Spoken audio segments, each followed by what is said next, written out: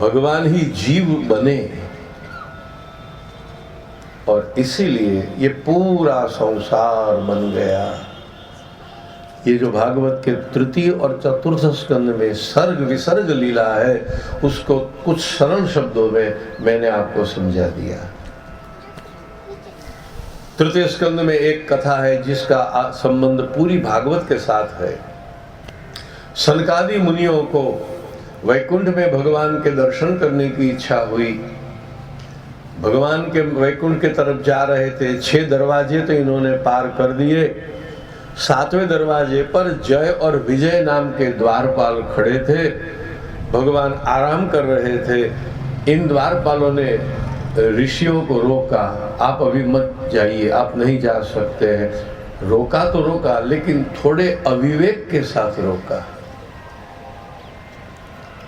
एक बात कहने का विवेकपूर्ण ढंग भी होता है और उसी बात कहने का अविवेकपूर्ण प्रकार भी होता है।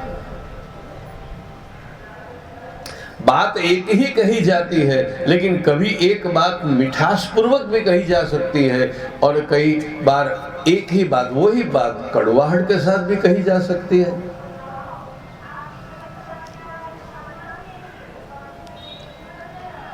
ऋषियों को इन्होंने विनंती करके, हाथ जोड़ करके, दीनता पूर्वक, प्रार्थना पूर्वक रोक लिया होता तो कोई झमेला नहीं होता। लेकिन थोड़े उद्दंड होकर के, उपहास करते हुए इन्होंने ऋषियों को रोका और ऋषियों को क्रोध आ गया। भगवान के धाम में क्रोध का होना ठीक नहीं है, फिर भी क्रोध आ गया। ऐसा होता है, हम मंदिर में दर्शन करते हैं और किसी का धक्का लगता है तो आ जाता है कि नहीं क्रोध। तो भगवान सन्मुख हो तो भी काम क्रोध लोग तो अपना प्रभाव बताते हैं, अगर हम कमजोर हैं तो।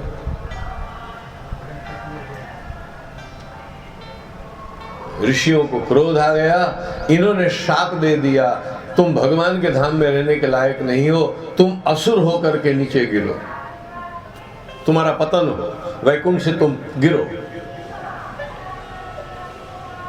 इतने में कोलाहल सुन के भगवान भी बाहर आ गए। भगवान ने कहा, अरे ये तो ठीक नहीं हुआ, अब चलो जो हुआ सो हुआ, लेकिन मेरे द्वारपाल ने जो अपराध किया है इसकी जिम्मेवारी मेरी भी है। सेवक का अपराध स्वामी का भी अपराध माना जाता है। भगवान ने कहा, ये तो गिरेंगे, मैं भी उतरूंगा। इस कथा का दूसरा पहलू ये भी था कि भगवान ने सोचा था कि मैं अब मुझे भी अवतार लेना है, लेकिन अवतार लेने के लिए मेरे सामने कोई घटना होनी चाहिए, कोई वार्ता होनी चाहिए, कोई वस्तु होनी चाहिए, तो मैं अवतार ले सकता हूँ। देखो, मैं एक छोटी सी कथा सुनाता हूँ। स्कूल में तय किया गया कि रामायण की कथा रामायण का ड्रामा करना है, तो टीचर ने सब लड़कों को बुला लिया। एक को कहा तू राम बनना, दूसरे को कहा तू लक्ष्मण बनना, तीसरे को कहा हनुमान जैसा था तू हनुमान बनना। अलग अलग पात्र नियुक्त कर दिए गए। लेकिन जब रावण की बारी आई तो कोई लड़का रावण बनने के लिए तैयार ही नहीं हुआ। उसने कहा, मैं रावण नहीं बनूंगा, लोग मुझे फिर रावण रावण कह बुलाएंगे, मैं रावण नहीं बनूंगा। टीचर ने कहा, लेकिन ये नहीं चलेगा, किसी को तो रावण बनना ही पड़ेगा, क्योंकि रामायण के लिए राम जितने जरूरी है उतना ही रावण जरूरी है। मुश्किल से एक लड़का तैयार हुआ, ट्रेनिंग दी गई, सबको तैयारी करवाई गई। अब ड्रामा करना था, दशहरा के दिन को रामलीला का आयोजन था। 2 दिन पहले ही चिट्ठी आ गई, रावण बीमार है, बुखार आ रहा है तो वो नहीं आ पाएगा। टीचर और मुश्किल में पड़ गए, क्या करे। तो एक भोला भाला बड़ा कोमल स्वभाव का लड़का था, उसको बुलाया, देख बेटा अब बड़ी समस्या हो गई है, अब तुझे रावण होना पड़ेगा। उसने कहा लेकिन मैं कैसे रावण हो सकता हूँ? ढीला ढाला आदमी, लड़का बेचारा, सौम्य प्रकृति। उसने कहा मुझे माफ कर दीजिए। नहीं नहीं, पर कोई चारा ही नहीं है, तुझे रावण होना पड़ेगा। जबरदस्ती बेचारे को रावण बना दिया। अब जब सीता हरण का प्रसंग आया तो रावण का हाथ कांपे कि कहीं सीता मुझे थप्पड़ तो नहीं लगा देगी। सीता को कहना पड़ा ये तू अपहरण कर रहा है कि क्या कर रहा है, खींच मुझे, तू रावण है भूल मत। लेकिन बेचारा कैसे ही अपने आप को समझा नहीं पाता था कि मैं रावण हूं। अगर राम का सामना करना है, राम का प्रतिद्वंद्वी बनना है, जिसे आज हम एंटी हीरो कहते हैं ना, अगर राम का प्रतिद्वंद्वी बनना है तो वो कोई साधारण व्यक्ति का काम नहीं है। एरा गेरा नथु खेरा नहीं चलेगा। भगवान ने कहा मैं यदि अवतार लूंगा तो मेरे सामने मेरी टक्कर जो ले सके, मेरा सामना कर सके, ऐसा मजबूत कोई होना चाहिए। इसीलिए मैं अपने जय और विजय को भेजता हूं। ये भगवान का खेल था, ये भगवान का नाटक था। मैंने कल भी कहा था वो सबसे बड़ा नट है, नटराज कहो या नटवर कहो। अब यदि हमें नाटक ही करना है तो सब वस्तु, देखो नाटक करना है तो पहले पात्र चाहिए, अच्छा फिर प्लॉट भी तो चाहिए ना, कहानी भी तो चाहिए, वरना वो क्या आके खड़े थोड़े रहेंगे ध्वजवंदन करते हैं जैसे। अगर नाटक करना है तो वो वार्ता होनी चाहिए, संवाद होने चाहिए, अभिनय होने चाहिए, रंगमंच होना चाहिए, प्रेक्षक होने चाहिए, ये सब जरूरी है। और भगवान को तो बहुत बड़ा नाटक करना है। रामलीला, कृष्ण लीला, तो सभी पात्रों का निर्माण किया गया, कारण का निर्माण करके किया गया। क्यों भगवान अवतार लेंगे, क्यों भगवान हंसे, क्यों भगवान रोए, क्यों भगवान लड़े, सब तैयार करवा गया। और एक के बाद फिर एक लीला चलती रही। तो जय और विजय को शाप मिला, वो तो रोने लगे। भगवान से कहा प्रभु हम वापस कब आएंगे आपके चरणों में? भगवान ने कहा 7 जन्म के बाद। उन्होंने कहा महाराज इतनी दूरी हमसे सहन नहीं हो पाएगी, ऐसा कीजिए कि हम जल्दी आपके पास आ जाए।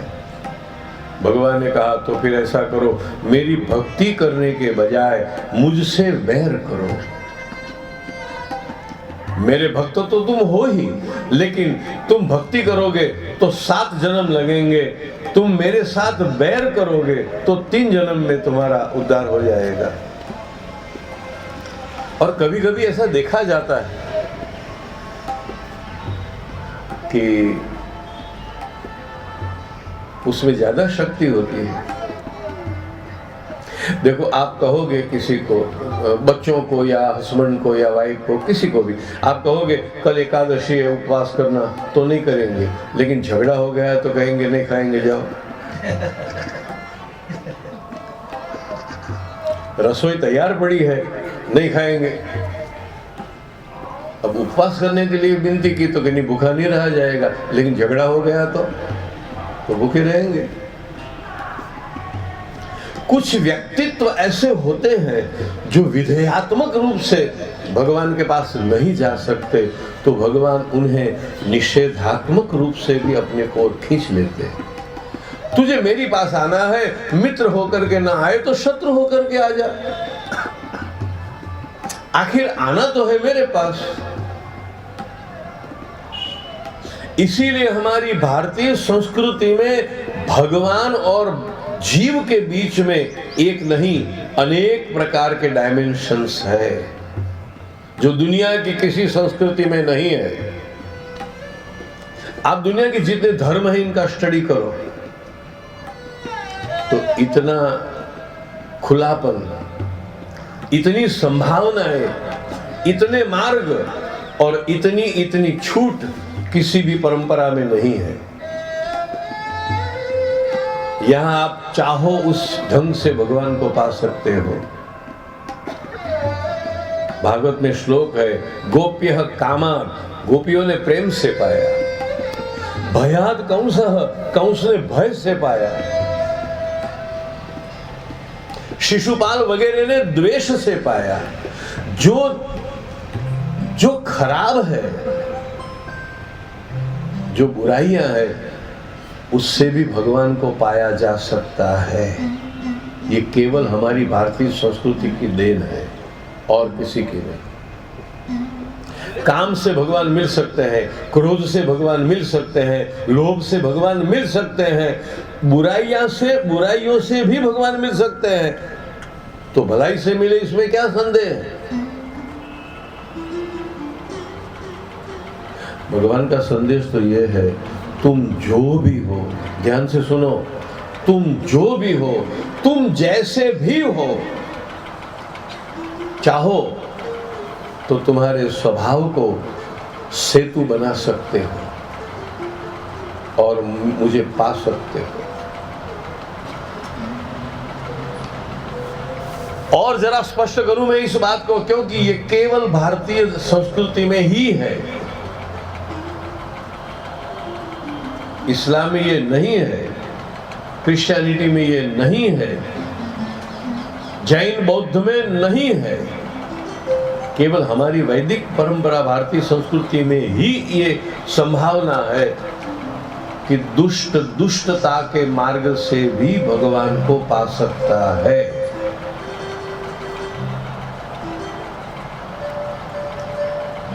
शिशुपाल को, हिरण्यकशिपु को, रावण को, कंस को, इन सबको भी भगवान मिले हैं। लेकिन शर्त एक है, आपके पास जो भी है वो भगवान से जोड़े। अगर प्रेम से भगवान से जुड़ सकते हो तो प्रेम से जुड़ो, अगर प्रेम से नहीं जुड़ सकते हो तो वैर से जुड़ो।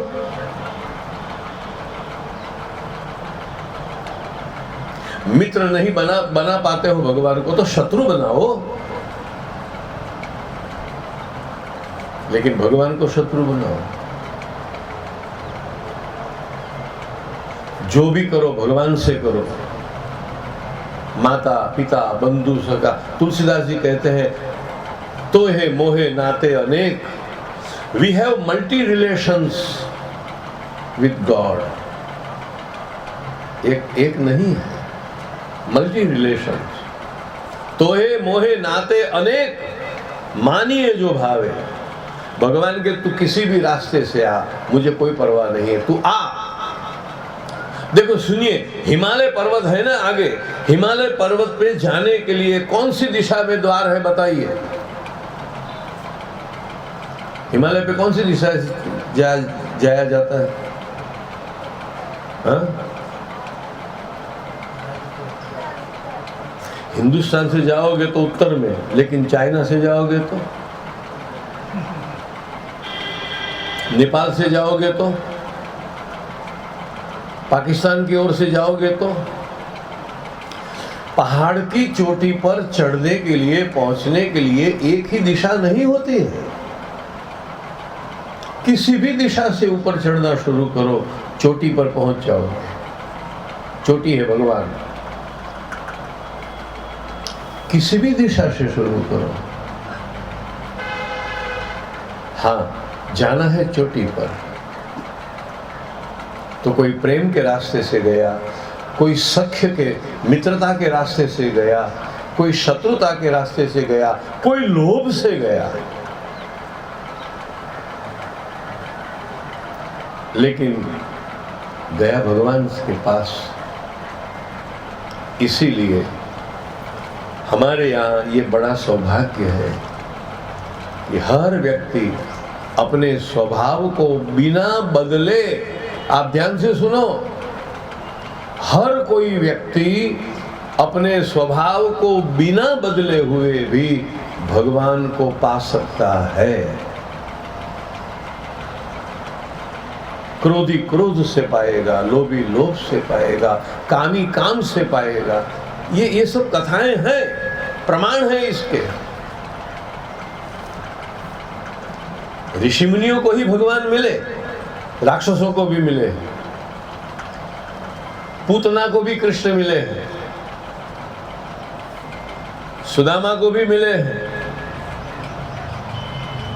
नंद यशोदा को भी मिले हैं, शिशुपाल को भी मिले हैं, कंस को भी मिले हैं। हाँ, किसी भी दिशा से चढ़ो, लेकिन लक्ष्य होना चाहिए चोटी। कर्म करो, भगवान मिलेंगे। योग करो, भगवान मिलेंगे।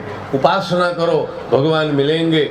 सेवा करो, भगवान मिलेंगे। समाधि करो, भगवान मिलेंगे। उसको श्रुति नाम वैचित्र्यात् रुजु कुटिल नाना पथजुषाम नृणाम एको गम्यः त्वमसि पैसामर्णव इव।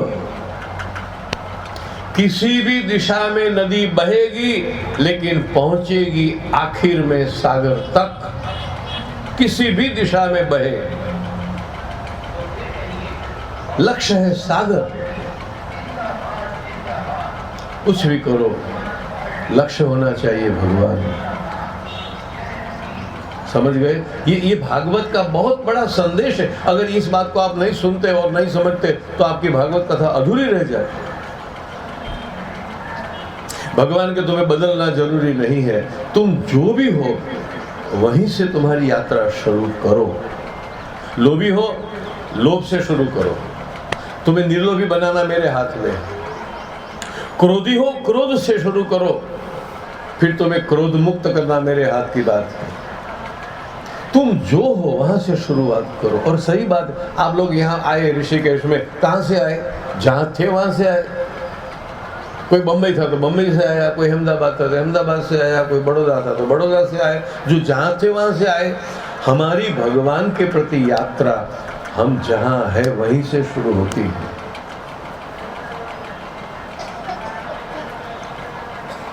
इसलिए किसी को भी निराश नहीं होना चाहिए कि मेरा स्वभाव ऐसा है, भगवान कैसे मिलेंगे, मैं रजोगुणी हूँ, मैं तमोगुणी हूँ, मैं ये हूँ, मैं वो हूँ, फला हूँ। नहीं, आप जो कुछ भी हो, जैसे भी हो, भगवान के द्वार खुले। विदुर और मैत्रेय के संवाद में ये सब कथाएं चली। फिर कपिल मुनि के द्वारा सांख्य शास्त्र का उपदेश भी हुआ। कर्दम ऋषि और दीति का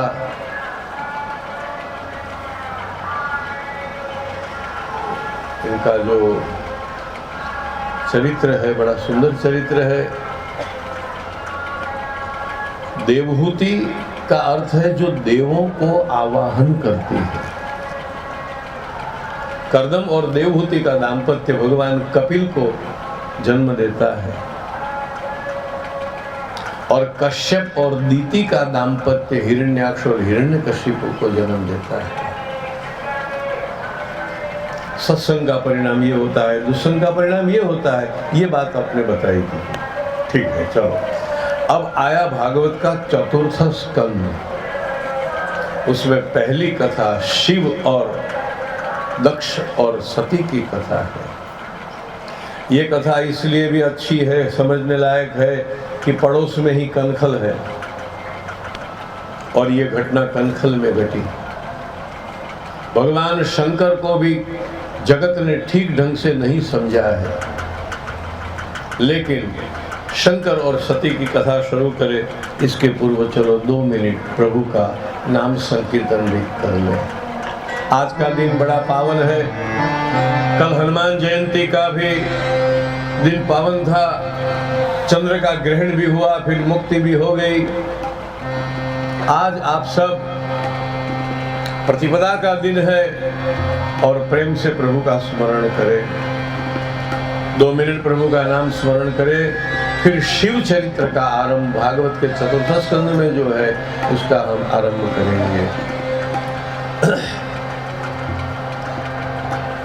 कृष्ण गोविंद गोविंद गोपाला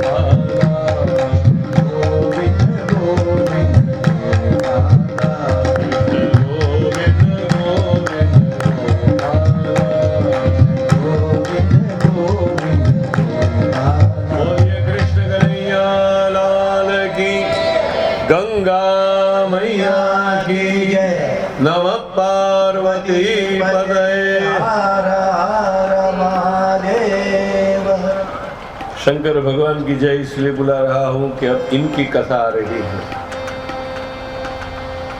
एक बार दक्ष प्रजापति के यज्ञ में सती ने अपने प्राणों का त्याग किया था। तो यह कथा सुनने के लिए विदुर जी के मन में भी उत्सुकता हो गई कि दक्ष तो महादेव जी के ससुर हैं, महादेव जी उनके जमाई है, सती उनकी बेटी है दक्ष की। तो किसी पिता को अपनी बेटी के साथ वैर क्यों हो सकता है? और महादेव जी जैसे जमाई, ऐसे दामाद, इसके साथ क्या वैर हो सकता है? मुझे ये कथा सुनने में बहुत उत्सुकता है महाराज। आप कथा मुझे विस्तार से सुनाइए। मैत्रेय ऋषि विदुर जी को ये कथा सुनाते हैं। एक बार ब्रह्मा जी के यहाँ यज्ञ चल रहा था। यज्ञशाला में दक्ष का आगमन हुआ। अब जब कोई बड़ा व्यक्ति आता है तो लोग उठ करके सम्मान देते हैं। उठना एक सम्मान की रीत है। तो सब उठ खड़े हुए। ब्रह्मा जी नहीं उठे। ब्रह्मा जी इसलिए नहीं उठे कि वो दक्ष के पिता है। तो पिता कोई आवश्यकता नहीं है कि बेटे के लिए मान के लिए खड़े हो जाए। लेकिन शंकर भी अपने स्थान से नहीं उठे। और शंकर तो इनके दामाद थे। अब सभी उठ खड़े हुए, शंकर खड़े नहीं हुए, इसलिए दक्ष को क्रोध हुआ। ऐसा लगता है कि पहले से ही थोड़ा नाराज तो थे और ये फिर मौका फूट पड़ने का हो गया। शंकर के प्रति पहले से थोड़े वो असंतुष्ट तो रहे होंगे।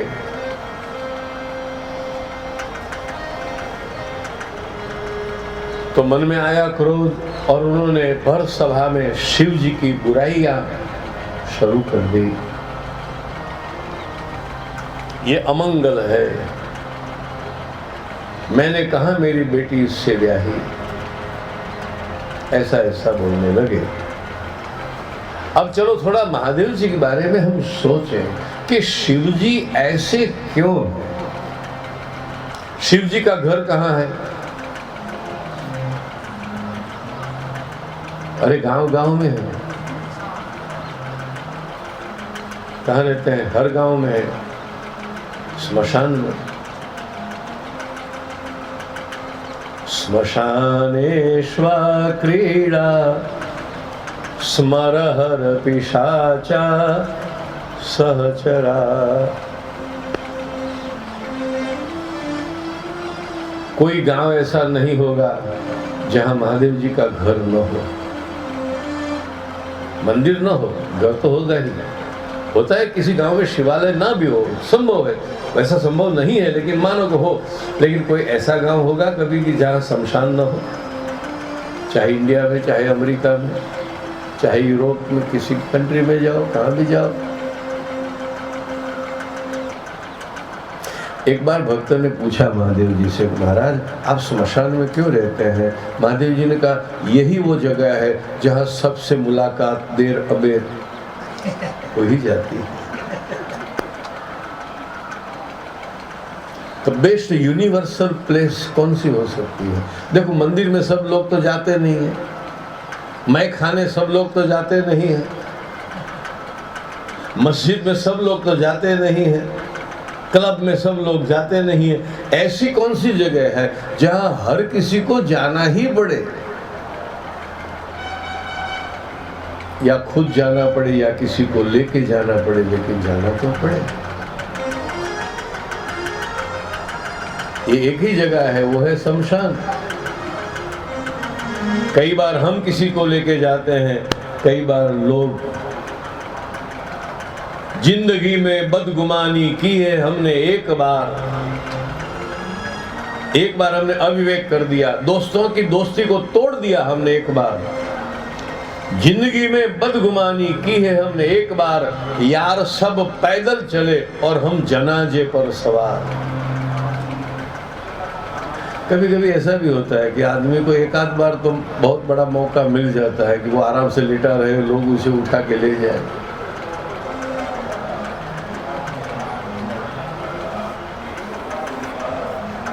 भगवान शंकर स्मशान में क्यों रहते हैं?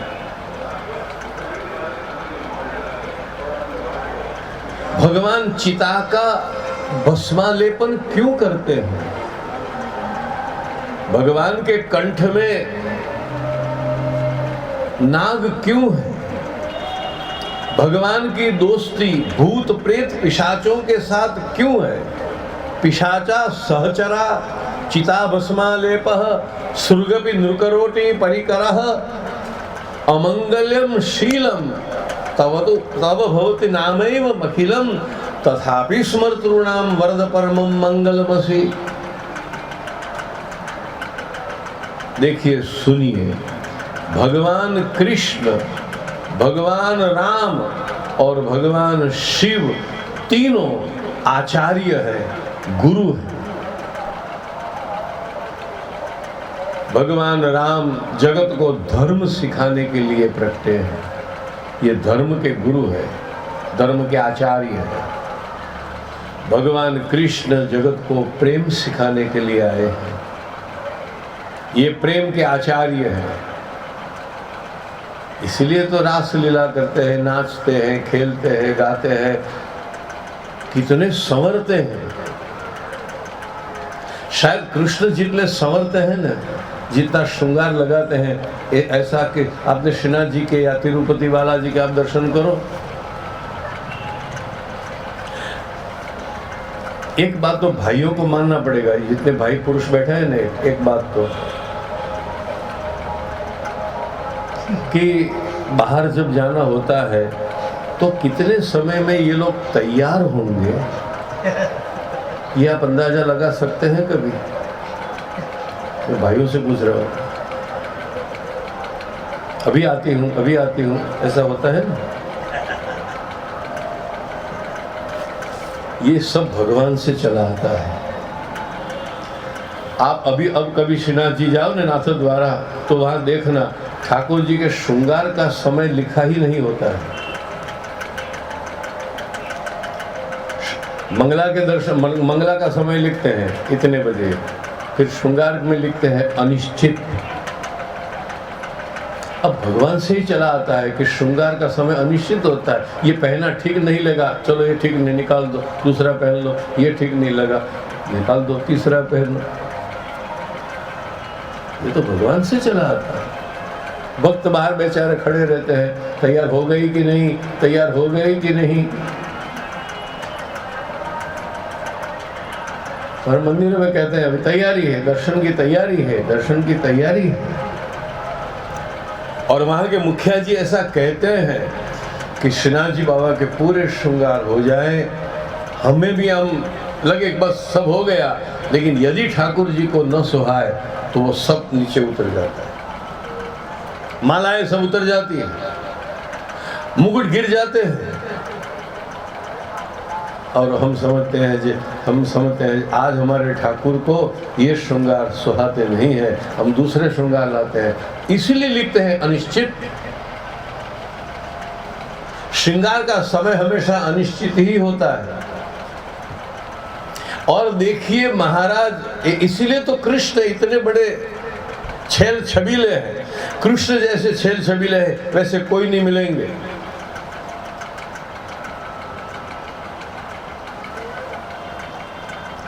निकलते हैं गैया चराने के लिए, रास्ते में कोई रंग बिरंगी वस्तुएं पड़ी होती है ना, उठा लेते हैं और अपने यहाँ लगा देते हैं। ऐसा भागवत में लिखा है। इतने सुंदर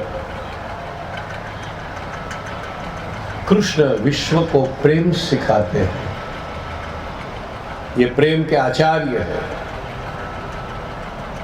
इसलिए गाते हैं, नाचते हैं, बंसी बजाते हैं। लेकिन शंकर भगवान वैराग्य के आचार्य हैं। शिव जगत को सिखाते हैं वैराग्य। इसीलिए सन्यास को शंकर ज्यादा प्रिय रहेंगे, क्योंकि शंकर सिखाते हैं त्याग, शंकर सिखाते हैं वैराग्य।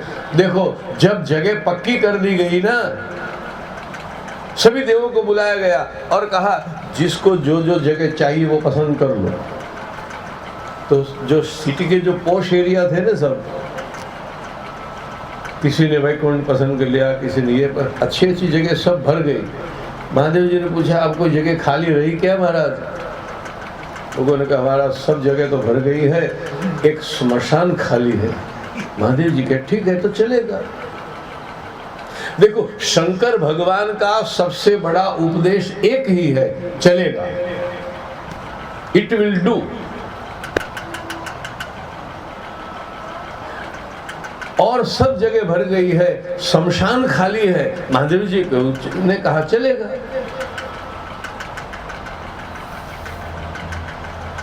मोतियों की माला तो हमारे रणछोड़ जी ने, द्वारकाधीश ने, श्रीनाथ जी ने पहन ली,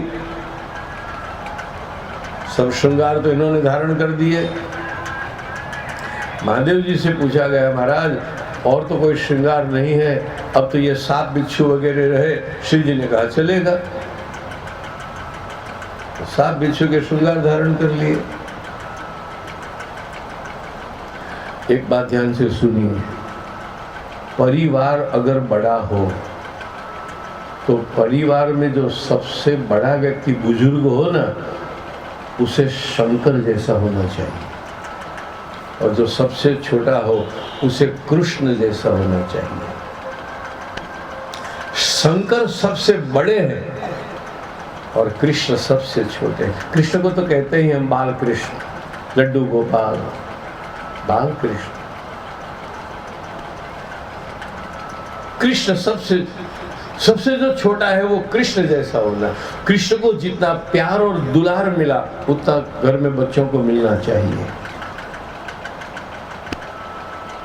और परिवार का जो सबसे बुजुर्ग है, सबसे बड़ा है, वो शंकर होना चाहिए। क्यों? मैंने पहले ही दिन बताया था, विष पीने के लिए कोई तैयार नहीं हुआ। किसी ने कहा ये, किसी ने कहा ये, मुझे नहीं, को दूसरा कहा मैं नहीं पी सकता, ये नहीं हो सकता। आखिर में आए शिव के पास। शंकर भगवान ने कहा क्या लाए हो? कि महाराज हम तो जहर लेके आए हैं। शिव जी ने कहा चलेगा, लाओ। खड़े क्यों हो? दे दो। मुंह फेर नहीं लिया, मुंह बिगाड़ा नहीं, अरे कुछ नहीं लाए तो जहर लेके आए। और ये भी सुनो कि अगर हम संसार में कभी कभी कड़ुए अनुभव करते हैं और भगवान के पास जाते हैं और कहते हैं भगवान ये क्या हुआ, इसने मेरी जिंदगी को जहर बना दिया, इसने मुझे दुखी कर लिया। भगवान के तुम क्यों दुखी होते हो? मैं जब आता हूँ तो जहर मुझे भी पीना पड़ता है। कृष्ण ने सबसे पहले क्या पिया?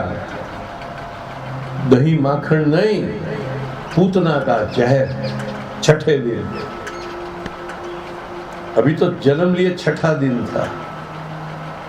शंकर को भी जहर पीना पड़ा है और हमारे कन्हैया को भी जहर पीना पड़ा है। संसार छोड़ेगा नहीं। ऐसी गारंटी नहीं है कि अमृत ही मिले, ऐसी गारंटी नहीं है कि सब आपको अच्छा ही कहे, ऐसा कोई नियम नहीं है कि आपकी प्रशंसा ही हो। अयोध्या वासियों ने सीता की निंदा की है, चलो लंका वासी करते तो ठीक था, लंकावासी करते तो समझते, लेकिन सीता पर अंगुली किसने उठाई? अयोध्या वासी। और कृष्ण की हत्या करने के प्रयास भी कृष्ण की मथुरा वासी ने ही किए हैं। देखो भगवान को भी दुख अपने विकट से ही मिला है। राम को मां, कृष्ण को मामा।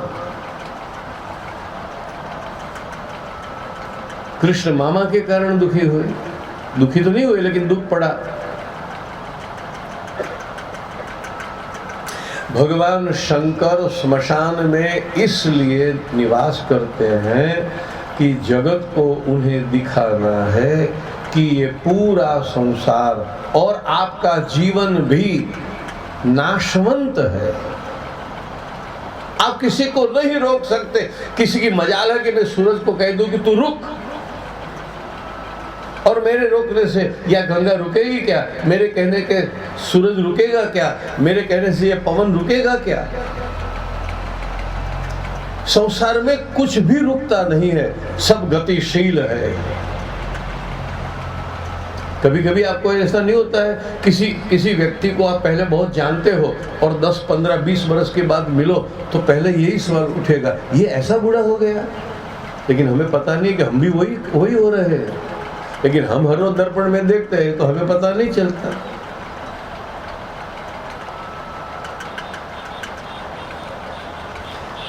जीवन का आरंभ होता है जन्म से, लेकिन हर जीवन का अंत होता है मृत्यु से। और इसीलिए भगवान शंकर वहां बैठे हुए हैं। शिव जी मृत्यु सिखाते हैं। ये वैराग्य के आचार्य।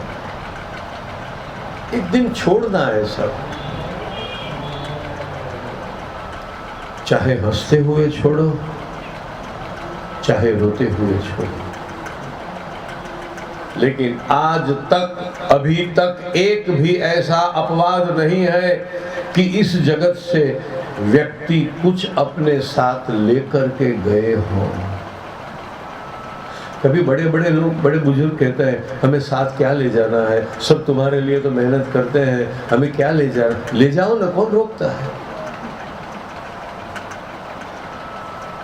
अगर ले जाना बन पाए तो ले जाओ, किसी ने रोक के रखा है? कभी कभी हम विमान की यात्रा के लिए तैयारी करते हैं ना, तो सोचते हैं कि बैग में 7 किलो ही होना चाहिए, 7 किलो से ज़्यादा नहीं होना चाहिए। कभी कभी मन में ऐसा विचार आता है कि अगर भगवान ऐसा कायदा करे कि ऊपर जाओ तब 7 किलो ले जा सकते हो, तो आप कैसा बैग भरेंगे? मुझे इसके बिना तो चले ही नहीं, मुझे इसके बिना तो चले ही नहीं। सब बिखेर के बैठे रहोगे और कहोगे इसमें से 7 किलो ही ले जाना है ऊपर। भगवान ने कितनी बड़ी झंझट से हमें मुक्त कर दिया। और सबसे बड़ी बात, सब ध्यान से सुनिए, सबसे बड़ी बात कि कुछ ले जाना नहीं है तो भी इतनी आसक्ति है संसार में, तो यदि ले जा सकते तो कितनी होती। हर व्यक्ति जानता है कि मैं अपने साथ कुछ ले जाने वाला नहीं हूं। सोना पड़ा रहेगा, चांदी पड़ी रहेगी, रुपए पड़े रहेंगे, हीरे मोती पड़े रहेंगे। आए थे हम खाली हाथ, और ठीक उसी प्रकार हमें खाली हाथ ही जाना। ये बोध, ये उपदेश भगवान शंकर हमें देते हैं। क्या ले जाओ?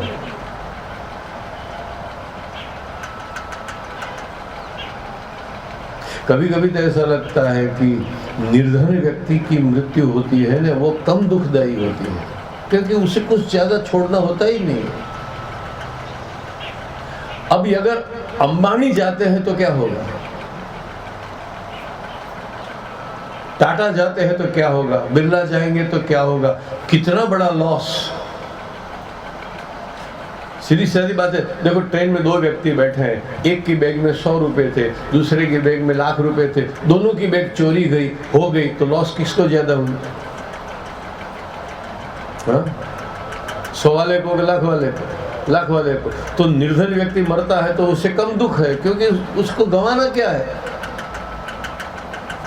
और जितना ज्यादा धनी होगा ज्यादा दुख होगा। लेकिन दुख होने का कारण धन नहीं है, दुख होने का कारण ये मेरा है, ऐसी भ्रांति, ऐसा भ्रम।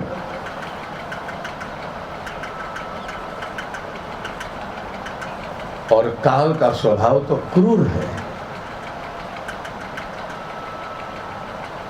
इसीलिए यहाँ जो पर भी है वो हमारा नहीं है, हमारे उपयोग के लिए है, हमारा नहीं है। मेरे कमरे में टीवी है लेकिन ये मेरा है नहीं, मैं उसको चला सकता हूँ, मैं उसमें टीवी में देखना है, समाचार देखना है, सीरियल देखना है तो मैं देख सकता हूँ, लेकिन टीवी मेरे कमरे में है, वो मुझे देखने के लिए है, मेरे ले जाने के लिए नहीं है। और मैं ले जाऊंगा तो ले जा ही सकता नहीं, लेकिन ले जाऊं तो वो चोरी है। ले जाने की बात छोड़ो, लेकिन मेरे कमरे में जो टीवी है उसे मैं मेरा मानूं तो भी वो चोरी है। ये उपयोग के लिए है। ये सब पूरा संसार भगवान ने हमारे उपयोग के लिए दिया है, मालिक बनने के लिए नहीं। ईशावास्यमिदं सर्वम यत्किंच जगत्याम जगत तेन त्यक्तेन भुंजी था मां गृदक कस्यस्वित् धनम। हम मालिक नहीं है, हम उपभोक्ता है। ट्रेन में बैठे हो, पंखा है, पंखा चला सकते हो आप, मर्जी हो, ठंडी लगे पंखा चला दो, न लगे बंद करो, लेकिन आप मालिक नहीं है। अच्छा, कभी कभी झगड़ा होता है कि नहीं ट्रेन में जगह के लिए। जिस जगह पे आपका टिकट था और कोई दूसरा बैठ गया तो क्या करोगे? क्या कहोगे? क्या उसे, ये सीट, क्या बोलोगे? ये सीट मेरी है। अब समझो मैं बंबई से नागपुर जा रहा हूं और ट्रेन है चेन्नई की। मैंने झगड़ा करके कहा ये सीट मेरी है, मैं बैठ गया, लेकिन नागपुर आएगा तो फिर मैं क्या करूंगा? अब कोई जोर जबरदस्ती से भी बिठा रखेगा कि नहीं आपकी है, अब तो ये ट्रेन जहां तक रुकेगी नहीं वहीं तक आपसे यहाँ से उठना ही नहीं है, आपकी ही तो है ना, क्यों खड़े हो जा। लेकिन मैं तो नागपुर, यदि उतरना है तो नागपुर का पास में होगा और बैग लेके दरवाजे पर खड़ा तैयार हो जाऊंगा, फिर वो मेरी क्यों नहीं है? जितनी जल्दी दौड़ करके सीट पकड़ ली थी उतनी ही जल्दी उस सीट को हम छोड़ भी देते हैं, क्योंकि छोड़ने का समय आ गया। बस महादेव जी, शंकर यही सिखाते हैं कि जब छोड़ने का समय आ जाए तो छोड़ने के लिए भी तैयार रहो। रो मत, चिल्लाओ मत, दुखी मत हो। ये तो क्रम है जगत का कि जो अपनी जगह होती है, जो अपना अधिकार होता है, उसे भी हमें छोड़ना पड़ता है, क्योंकि वो भी सीमित होता है। अधिकार हमेशा सीमित होते हैं। मतलब वो सीट मेरी थी लेकिन नागपुर तक, चेन्नई तक नहीं। हम तो ट्रेन को भी मेरी कहते हैं, है ना? मेरी ट्रेन छूट गई, ऐसा नहीं कहते हम, मेरी ट्रेन छूट गई। आपकी ट्रेन कौन सी है? तो हम कहते हैं ये वाली, प्लेटफॉर्म नंबर 6 पर है वो। लेकिन मेरी कहने से थोड़ा मेरा हो जाता है। भगवान शंकर सिखाते हैं, थोड़ी सी आयु मिली है, जिंदगी बहुत लंबी नहीं होती है। अरे 60, 70, 80, 90 वर्ष कोई बड़ी लंबी अवधि नहीं है, क्योंकि जगत तो चला रहा है हजारों, लाखों, करोड़ों वर्षों से, अरबों से। एक छोटी सी आयु है हमारी,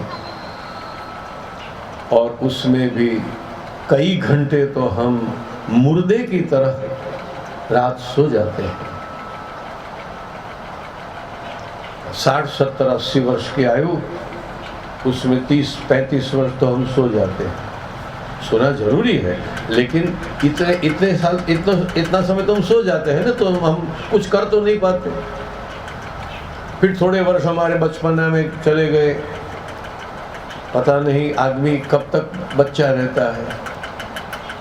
मैं फिजिकली बात नहीं कर रहा हूँ, लेकिन ये भी पता नहीं कि आदमी कब तक बच्चा बना रहता है। और यदि इनोसेंस के बारे में सोचा जाए तो आदमी को मृत्यु पर्यंत बच्चा ही रहना चाहिए। आपको पता है कि बचपना छोड़ने के बाद आपने कितनी अच्छी वस्तुओं को गंवा दिया। जब छोटे बच्चे थे तो कितने सरल थे, छोटे बच्चे थे तो कितने मुग्ध थे, कितने एक छोटी छोटी वस्तु देखकर भी कितने खुश हो जाते थे। एक तितली को देखा खुश हो गए, जुगनू को देखा खुश हो गए, एक आध फूल देखा खुश हो गए। अरे कांच की वो खेलने की आती है लखोटी, बच्चे खुश हो गए।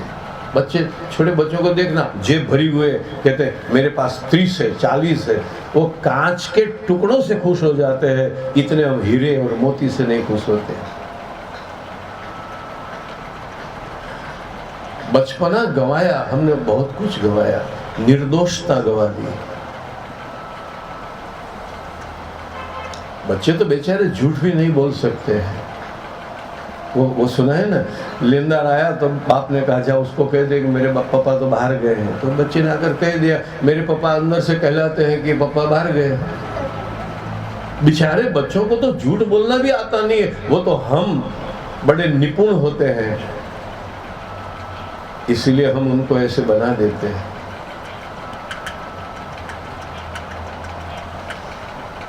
जीवन थोड़ा है, बहुत सारा तो व्यर्थ गंवा देते हैं। अब जो थोड़ा बचा कुचा है वो भगवान के भजन में यदि हम लगाएं, सही दिशा में लगाएं, तो हमारा मंगल हो सकता है। चलो एक भजन सुना दूं मैं भी आपको। हमारे राजू जी गाते हैं तो कि मैं कम हूं क्या, आपको एक भजन सुना दूं।